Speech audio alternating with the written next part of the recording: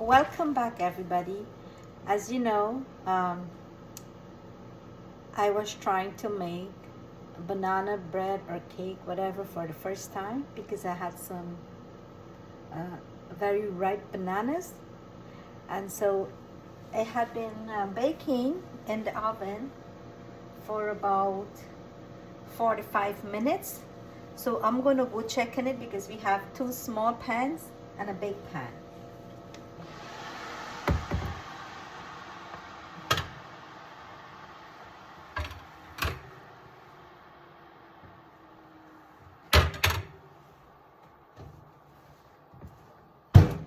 So we will do the test to see if it's okay. This is an ice pick I'm using. So you poke it inside, and if when you extract it, if it's dry, it means it's finished. So it's dried. Nothing is sticking to the metal.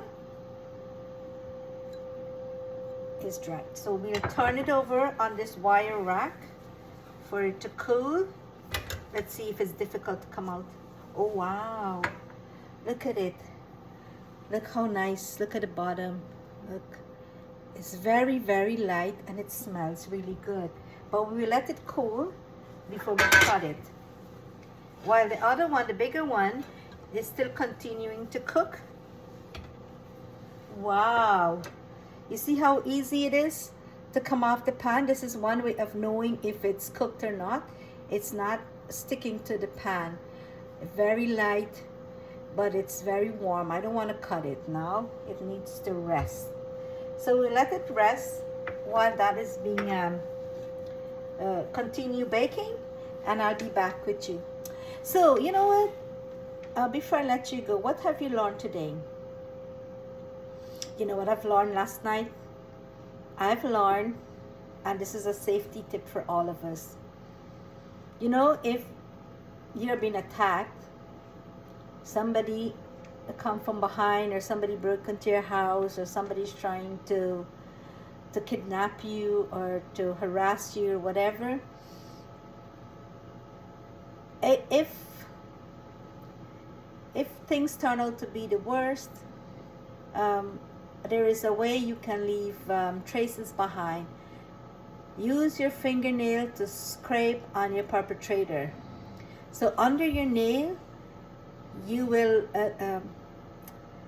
accumulate their DNA by scratching of the skin. And also they said to spit everywhere. Spit, spit, spit. Never stop spitting. Spitting on your perpetrator, spitting on the floor, because you're leaving your DNA all over.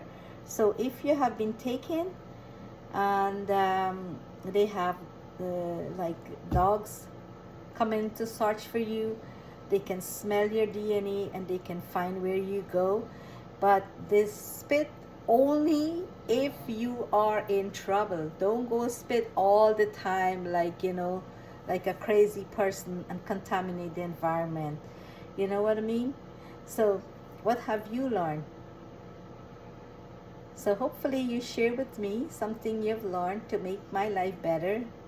And I hopefully you must have heard this before, but I've never heard about the spitting part. I heard about the scraping of your perpetrator. So you can gather their DNA, and you can bring some justice for the crime they have committed against you. So while we are waiting for the other pan of bread to be finished, we'll take a break, and I'll get back to you later. Thank you for staying with me. Have a good day. Bye. Okay, I'm back. Welcome back. So you know, we're gonna go check on this big pan of cake and see what it's like. It's been in here for about 51 minutes. So let's see what's going on.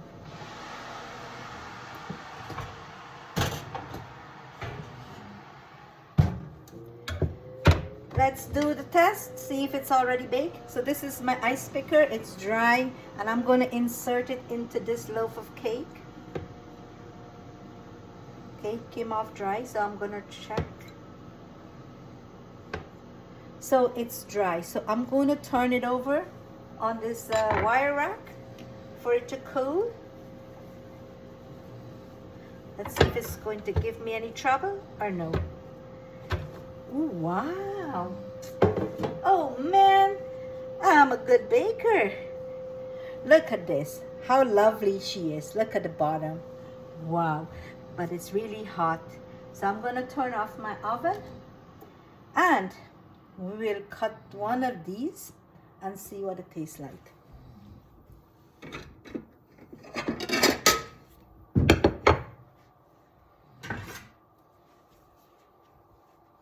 So, here we go.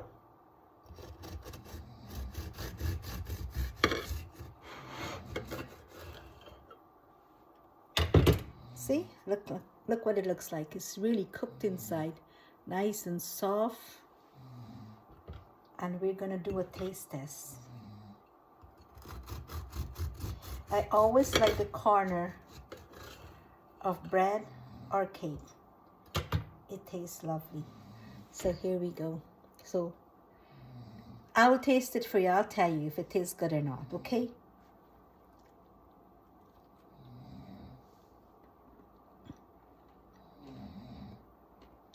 I approve. It's not too sweet.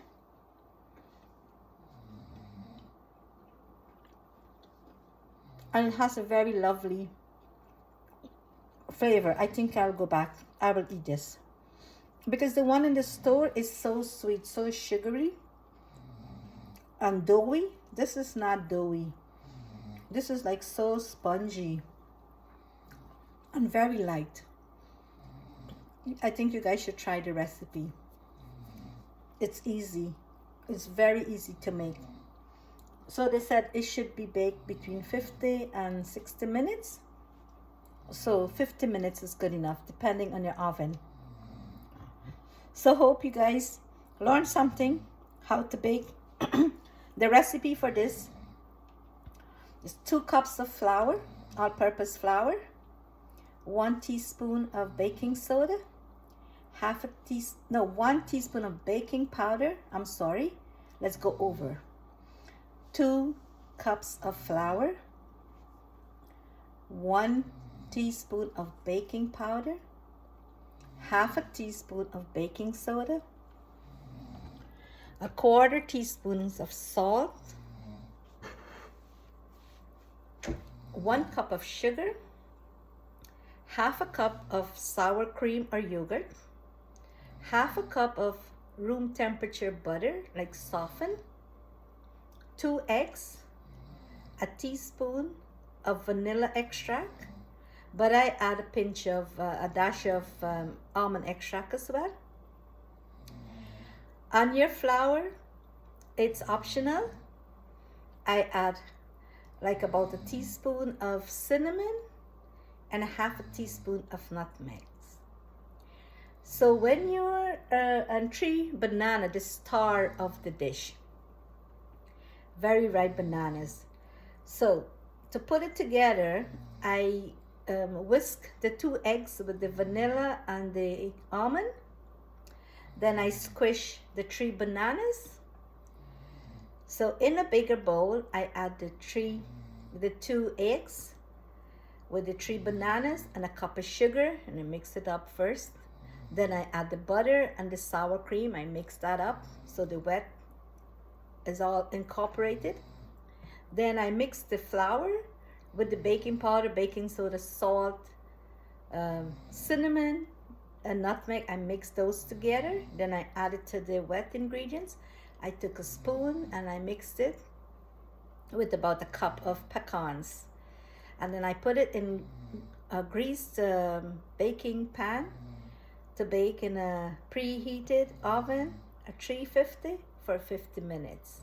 So try it, and hopefully you like it. I love it. Tastes good. I'm gonna have another bite. See you in a bit. Remember to like, subscribe, and share. Let my channel grow, and we are gonna learn together to cook something, to make something new every day. So stay with me. Come on this journey with me to improve our knowledge in the culinary field, and we'll be good. So we're not going to be starving. We can make use of things that we have at home. without throwing them. We recycle, we reuse, and prevent waste. Have a good day. Love you guys. Take care. Bye bye.